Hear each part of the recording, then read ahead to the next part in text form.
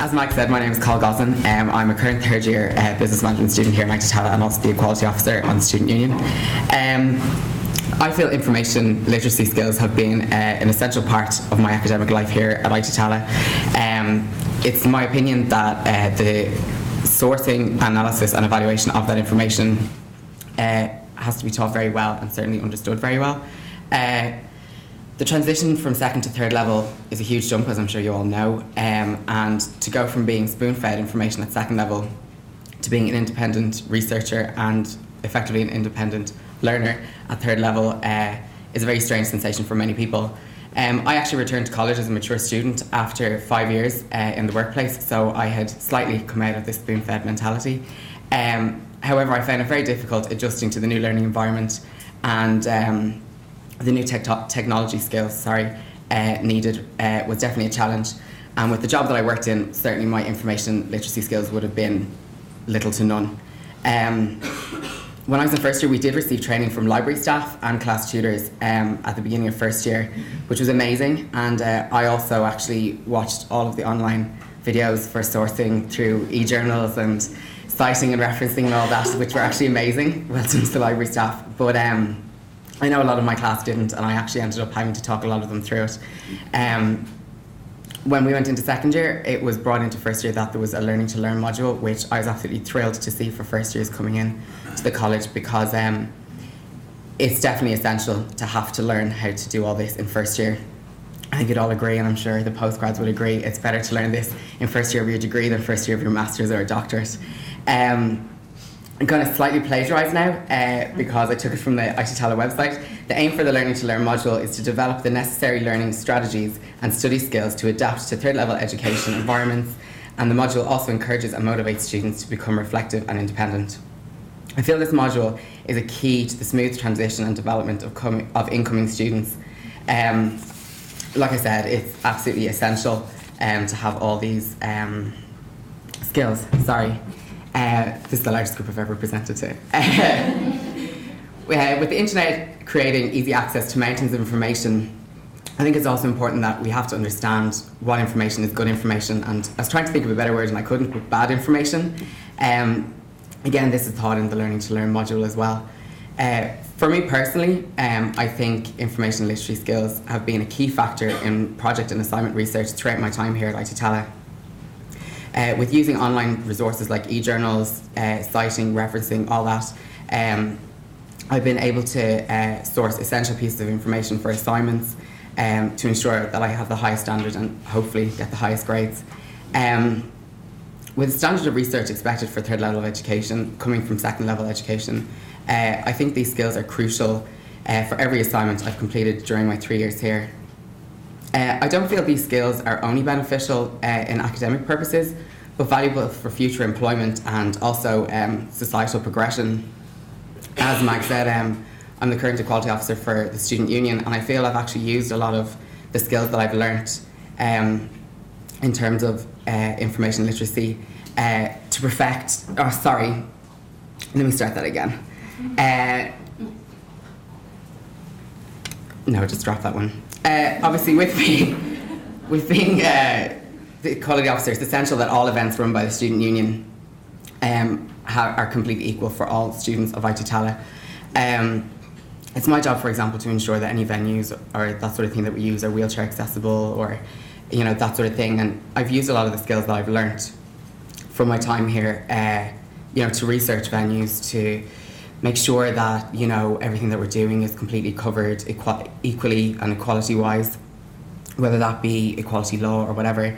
I really feel that the skills that I've learned since first year here, I've very much put into play there, as well as for assignments and projects and stuff like that. I feel information literacy skills are fundamental for all aspects of life, and it's in my opinion that they're therefore imperative that there's a strong foundation put in place and learning put in place at the beginning of third level education, so that all students can bring that forward into whether it's further studies or further career prospects in the future. I don't feel like that was 5 minutes though, but I'm kind of at the end. Thanks, I'm really sorry. So you've heard a lot speaking today. I am a recent graduate of ITT Dublin. I've spent 4 years here, and last year I finished and graduated with an honours degree in business marketing. As mentioned, I'm currently the Deputy President Education Officer of the Student Union here, and I'm re-elected, so I'll be here again next year. I do love my job here, working for the students, as I've come through a student.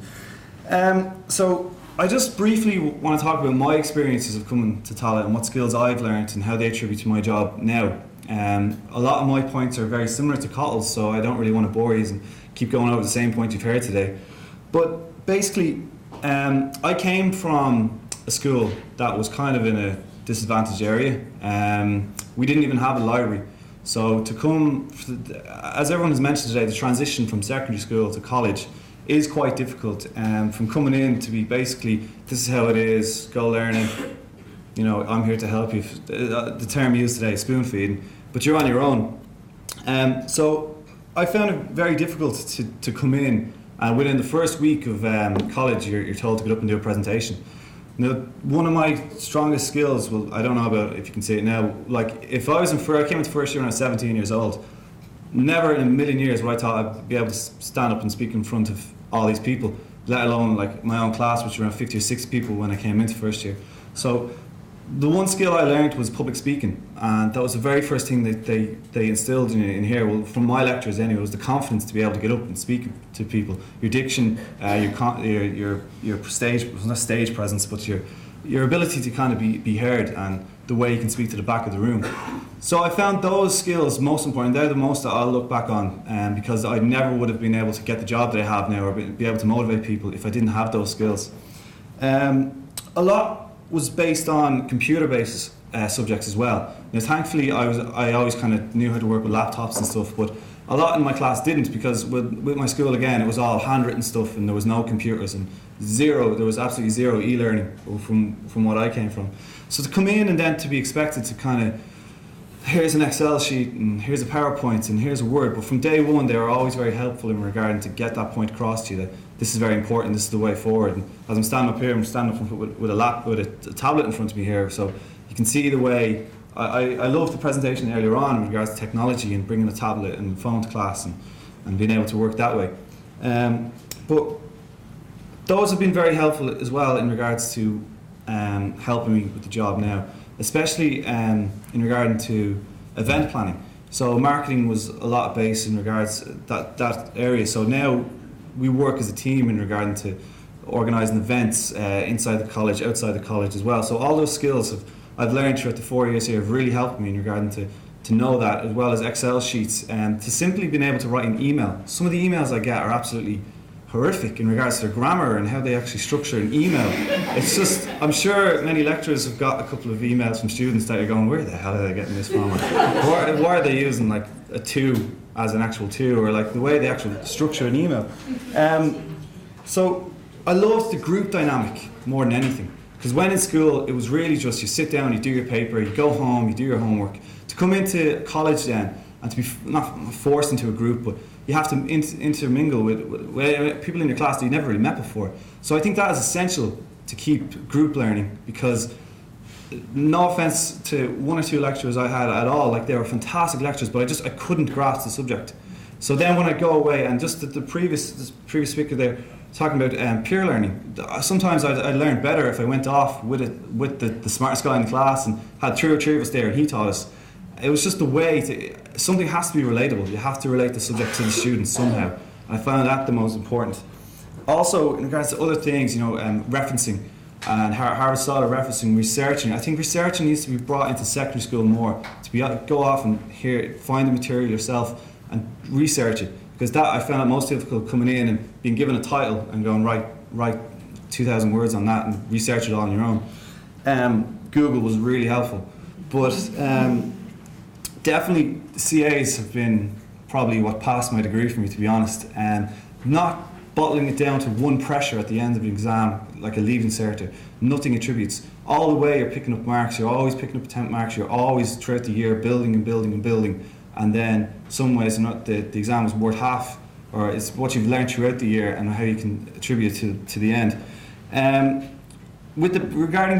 jumping off topic here, but regarding the peer learning, we've noticed that in Student Union as well, that many students suffer because they just can't get the subject, and they come to us, and especially with the fantastic in the Celt office, they offer fantastic tutorials. But we've this year we're setting up a class tutor system, so a peer-to-peer tutors from the actual students from the classes can teach students, and we've had enormous success this year, but it's only really been on a trial basis. So we've had numerous success. So this year we're going to implement it fully. Hopefully we can get the funding for it, but we are going to be implementing it fully. So as I said, like, I've kind of gone around just my experiences, what skills I've learned here. As I said, I didn't really want to bore you and keep you going over the same points. There's a lot of points that I've kind of left out because they've all really been mentioned. But that's really all I really have to say. So thank you very much for listening. And if you do have any more questions, do ask us. The title I've put on the presentation is a lifelong transferable skill. And I think the crucial part of that really being transferable and lifelong, because in fairness, it really is only something that I've learned since coming to college.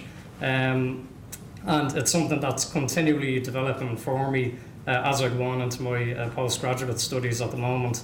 So just to start off then, in terms of the lifelong journey, like when I think back to my days in school, I can't say I remember them in a very favourable light, and it was really the frustration that I felt in school was quite, it can be quite frustrating. It's a time-consuming process. Rote learning, kind of whatever it would be. I remember in Irish having to actually learn sentences off by heart, and I know that's certainly not the way to learn a language. I mean, in fairness, it was the teacher trying to do whatever they could to get us into it, but it just did not work for me. I wouldn't say I performed very well in school at all, and it was only really when I came here to college that everything took off for me, because the way that you were taught to learn here just suited me, and it really got me interested and enthusiastic about studying and learning. And really part of it was that I realised to actually succeed here, you had to really develop information literacy. The old system of kind of learning in school just wouldn't work here, and I suppose I was just lucky that I realised that fairly early on, but maybe that was also because of going to the library and some of the kind of programs that were already starting here, that maybe again during that time I didn't even realise the effect that all those things were having on me. So again, the key to it being not to necessarily work harder, but just work smarter, and that the key to remembering things was really understanding them, and that was where obviously the internet being probably the first port of call for learning more about something, so that again I knew if I understood it that I'd remember it, so I didn't have to do all this kind of memory based techniques which just don't work, and then you can't then transfer it to something else. And sorry, just the last point there as well, which is also incredibly important, is even just learning what questions you want to ask in the first place. What is the question, and then how to find reliable answers to that. So during my time then in mechanical engineering, we had, in fairness, right from the get-go, a very strong encouragement from all the staff, and I say that right across the board, to go off and kind of find information out for ourselves. So I remember in particular we do materials engineering, and they'd hand you like a drinks bottle and say, okay, what's this made out of? How is it made? And they won't tell you how it is. They'll say, right, go off and find out now, how do you actually make it, and why is it that material? And you had all these questions you wanted to find out about. And you could see the power of it when you did it then, because you realised, okay, that's just some kind of arbitrary object, but it can be applied to anything. So that's where the transferability really came into it. And then in tandem with that, the lecturers would often say, bring us down to the library and kind of guide it. So rather than just kind of leaving it at your doorstep and saying, right, go off and find it, and you just getting stuck and getting again frustrated with the process, there was kind of a gradual build up to it where we were trained now how to say access journal subscriptions and get the information that we need. So where to look, and then just becoming effective at kind of synthesizing that information for writing literature reviews and all that type of thing, and then evaluating the information, which is something that I suppose as you go from higher certificate through to ordinary and honours degree becomes increasingly kind of important. So again, that was kind of a crucial part of it, and it's nowadays, because there's so much information out there, it can be quite difficult to evaluate kind of the quality of it, because I mean I think on the next slide I say I have like 500 journal publications in my library at the minute for my own thesis, and I mean even in that library of information, I mean, there's an awful lot of journal papers that maybe I'm getting ultra critical or cynical about it, but you would have to question, even if it's in a journal, just how reliable or not is that information. Because there have been scenarios where I've tried to say replicate something that is published, and you find for a variety of reasons there was certainly a certain amount of detail that had to be fluffed over. So again, even just the fact it's in a journal doesn't necessarily mean it is kind of good information. Like for instance, there's an online expert forum that I would access, which by right is not peer reviewed or anything like that, but the information in it is nearly of higher value in certain cases because it's very expert compared to say some of the stuff I found in actual traditional journals. So then going on to where I'm using at the minute, it really is key to my own learning at the moment. And like I say, I've an absolute mountain of PDF papers to get through. And that on top of that, this whole process has improved my reading and writing skills. And again, just how you think about things and critique it, because that's central to obviously writing a thesis and kind of writing your discussion and analysis stages of that. And just also the other thing that I picked up on from the other guys that was very interesting was just how you use peers to kind of learn. And it's one thing I have learned, that when you get to PhD level, is that you can't be the one person on the planet looking at this, and you do need to open up to other people around you to help. And like for instance, we've kind of made contacts with an awful lot of other research groups all over the world, and it has helped us open access then to new avenues of information. So this is what I mean by the journal publications will often withhold a certain amount of information because in a way they don't want everybody else to be able to replicate it very easily. So this is whereby kind of talking to other people, it has opened up a whole world of kind of new information that we couldn't get before. So then just to wrap up, I won't keep you any longer.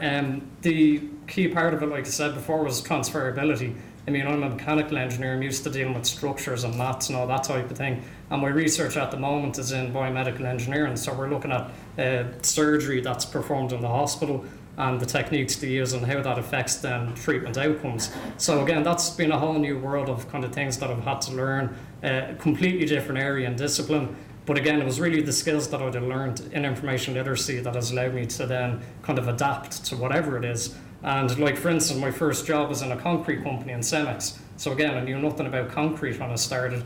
But again, you had to learn pretty fast because naturally enough in a job, they're not going to wait kind of forever for you to get up to speed with things. And then in another job then, I was working in the aviation industry in the UK. And again, completely different area yet again. But it was the same process that I followed for each of them, which was just finding out the information that I needed to be able to do the job as effectively and efficiently as I could. And my latest kind of part-time job now is in a company that are an engineering consultancy. So like literally this week, I went from analysing, say, a heart stent to analysing a construction crane for Liebherr, the German company. So the whole point of it being, without having learned this information literacy, I wouldn't be able to kind of switch through each of these areas and kind of be a jack of all trades, if you want to put it that way. Maybe a master of none of them, but at least you have enough information to be able to get you by on a day-to-day basis. So anyway, I think that kind of concludes what I would say about that. So I welcome again any questions you have when we are finished with the speaker. So thanks for listening. I'm a fourth year PhD student in life sciences. I'd just like to briefly go into a couple of points as to how information literacy is basically essential for what we do. So you're probably all familiar with this well-worn image by now, but I think it sums up pretty well the modern state of research in that, this is what you spend 50, 60, 70% of your time doing these days, whereas before, once upon a time an experiment might take weeks or months. Now you could do it in a few days, so a lot of your time is spent in front of a computer looking things up. But to that end, the amount of information you can look up has grown, hugely. If you just take one resource, PubMed, which is a database of biomedical academic publications, we see, taking something in my area, cystic fibrosis, that database has 40,000 publications.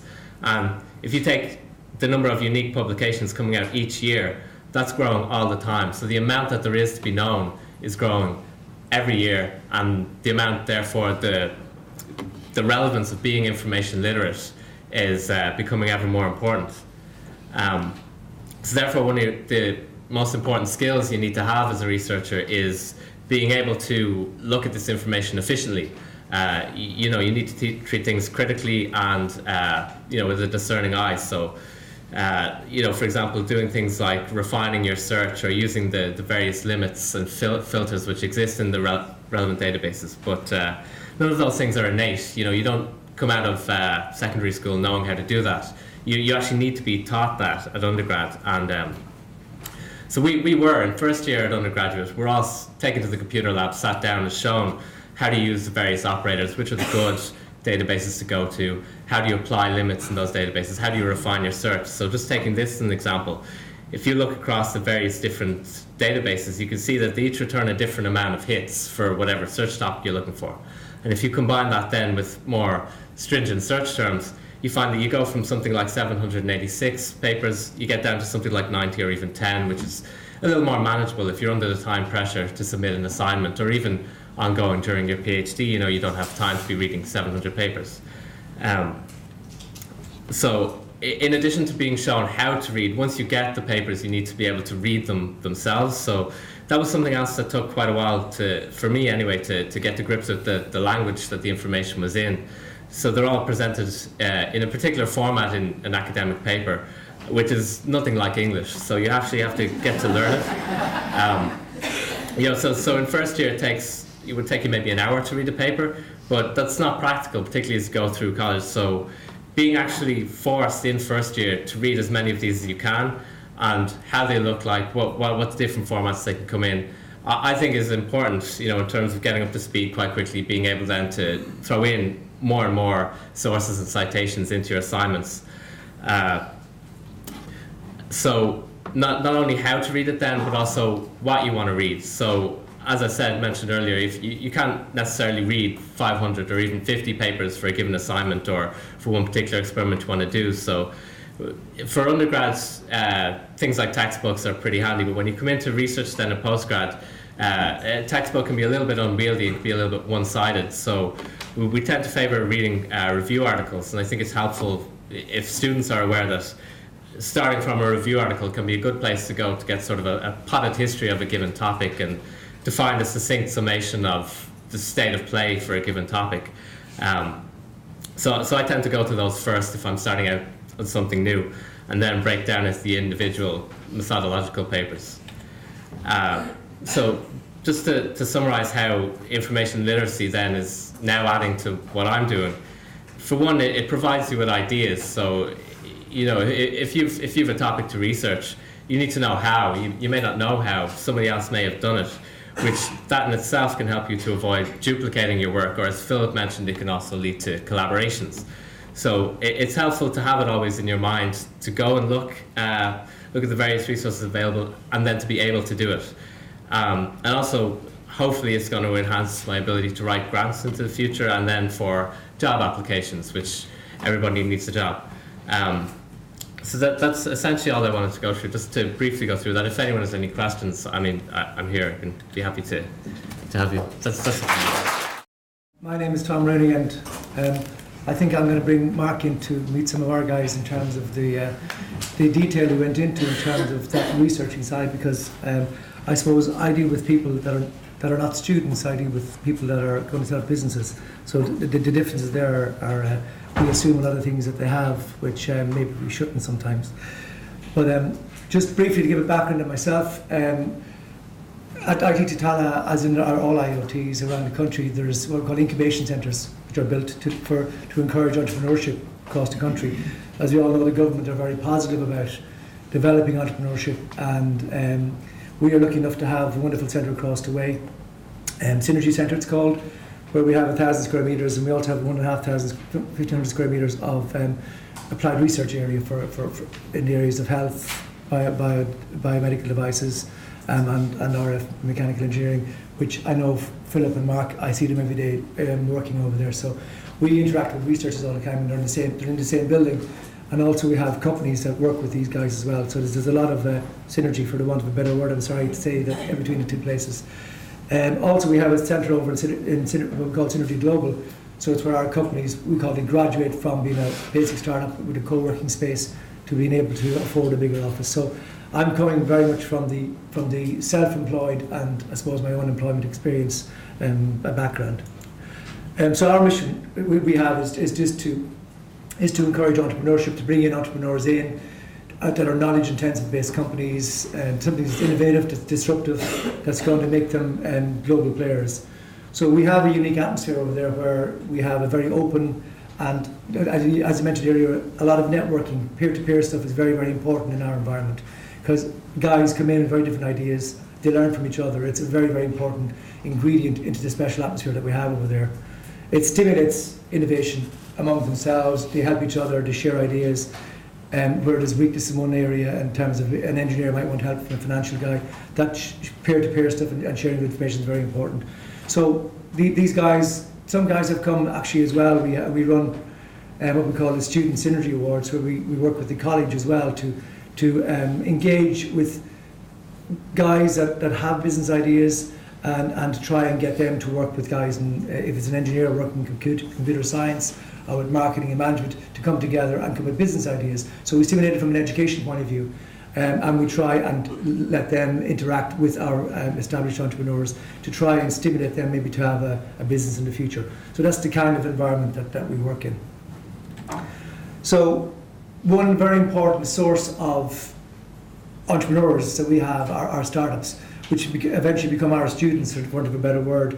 The Enterprise Ireland have funded the development of the Synergy Centre, and they also fund a programme called the Entrepreneur Development Programme. And on this programme we bring in people with business ideas, who are self-starters, who have had this burning ambition to have their own idea, or they've done some basic research and said that there's an opportunity here, I want to develop it.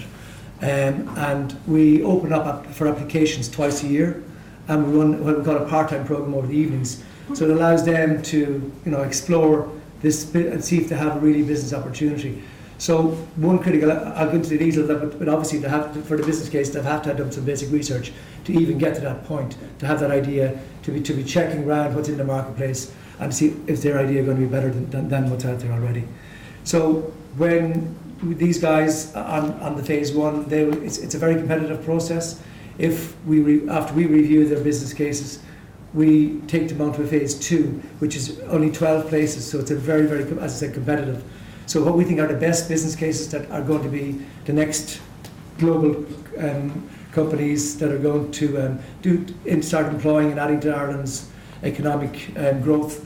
And we take those guys on a 6-month full-time programme to try and get them market ready, to make sure that their concept is viable, that they're able to present to investors and get some seed funding and capital. And they're also supported on the way in terms of some grants from Enterprise Ireland. So we've got a lot of high technology companies, knowledge intensive companies that have strong growth potential. They're going to employ people. We link very closely with ITT because when we select our 12 companies, we have an induction day where we invite over the heads of school from the college, so they come over and they meet the guys that we have in our shortlist. And that's I think both sides enjoy it because from a student, from a participant point of view, they want to know who's doing what, who can they latch on to. These guys are very self-motivated, and they're always thinking of their own projects. And equally, I think from a college point of view, they like to see what's happening, what's changing, because a lot of them they're usually, as I said, they're knowledge intensive, so they're very, very edgy businesses, and they're going to be something that they're going to be watching out for in the future. So it's a very, very, very, very important day, and a very good day in terms of our first collaboration. From day one, we collaborate with the college. So presently, we've got 32 companies, of which is from 1 to 12 people based. So we've got 140 people in total. Just again, in terms of context, this is the selection of people that we have. People that are involved in the clean tech business, people that are involved in back-end and computer programming to support e-commerce, medical devices, gaming technology, we have wireless-to-wireless management software. So there's a huge variety of businesses and sectors there. I won't go to them all. So, in terms of the value of information as a transferable skill, it's hugely transferable and it's hugely relevant in terms of business. I know there's been a number of definitions, but for me, I have to just to refresh myself, what is meant by information literacy. So retrieving information, evaluating it, and using it effectively. So it's not a word we would use in a business context. We wouldn't be as familiar with it. Maybe it's because it's so long since I was in college and terminologies have changed, but I wouldn't have been as familiar with it till Philip kindly invited me to talk about it today. But certainly the core skills are all around us, because they have to. Every business guy we take in has to have those basic core skills that are applied and that are mentioned in the definition of information literacy. Without it, they can't take it. Without the basic research, they can't take the very next step.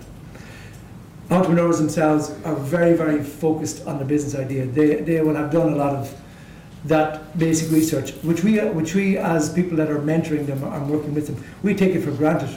So it's interesting to learn. When people come into a room and you're discussing information literacy to a class of students and they're throwing airplanes or whatever else they're doing.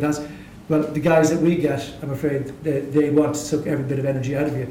They are there and they're applying any opportunity they can apply those core skills. They will. They have taken at some stage to college that they've from first year when they've done their research. They are certainly taking them into the business world, because they have to be able to take an unbiased and independent approach to what business they're going to set up. They have to be honest with themselves. They have to make sure that it's rigorous and that it's going to stand up to scrutiny when they're in front of investors, when they're in front of and they're trying to raise funds to get the business up and running. So it's of huge relevance to them. So at the very first phase of their program, the market research module is critically important.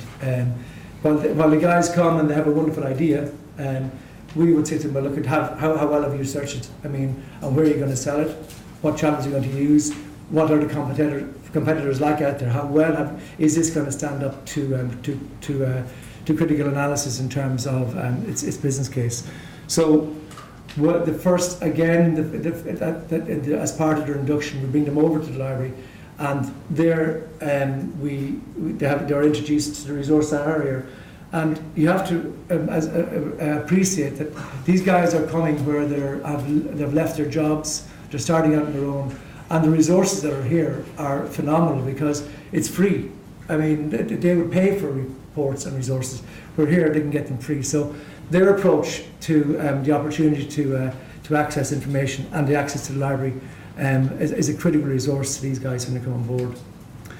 So for retrieving information, as all these guys have to do, they have to be able to form a search strategy. Now, we assume again that once they are they're opened up in terms of having access to all these databases, that these guys have to then sit down and have to find out what they want, and they have to make a judgment call of what information they're going to need and the quality of the information they're going to get. It has to be accurate, it has to be reliable, it has to be timely. But they themselves, I suppose, they analyse themselves and they criticise themselves very, very much so, because, as I said, their future and their own business depends on the quality of work they put into that. So if they don't apply these skills very, very rigorously, they themselves and their businesses will fail. So because the results they get out of that research is the basis for the strategic planning, is the basis for their financial planning, is the basis for the whole business case scenario. So it's a very critical skill for them to have. It also, as they go and as they're re-evaluating business, they're continuously researching, so they're continuously applying these skills as they go through their business and business development phases. In terms of industry progression, every company has to scan the environment they're in. So there's lots and lots of information out there. They have to keep themselves up to date on events that are happening, relations to their internal and external environment. So again, they're using these core skills all of the time, and I suppose employees, the better employees that you would have are people that actually can go out and you can give them the project and they can take it back to you in a report format and keep you informed. So they're very, very critical skills in that regard. We I suppose, in terms of management, they expect to be able to get up-to-date information on a timely and regular fashion. If it's on technology, if it's political events that might affect maybe the taxation or the political change in the country that's going to affect business, they have to keep up to date on all these things and report them back so they can inform management as to how to chart the company's course of action. And also in terms of longer term plans and about the future direction of a company, of an organisation, maybe in terms of its supplies and materials, if it's to relocate in a new environment in terms of the most cost effective way of production, if it's coming to Ireland because Ireland is known for its tax efficiencies. These are all things that have to be researched, have to be tested and challenged all the times, and the skills are the same. They're being used over and over and over again. So as a transferable skill in the workplace, it's highly sought after by employers, and it's because it's demanded in terms of the continuous business progression. So as I say, I'm going to finish off, keeping it short. Today's knowledge is power. It controls access to opportunity and advancement. The famous words of Peter Drucker. So that's there, and I'll leave it. Any questions for anybody? I'll be glad to answer.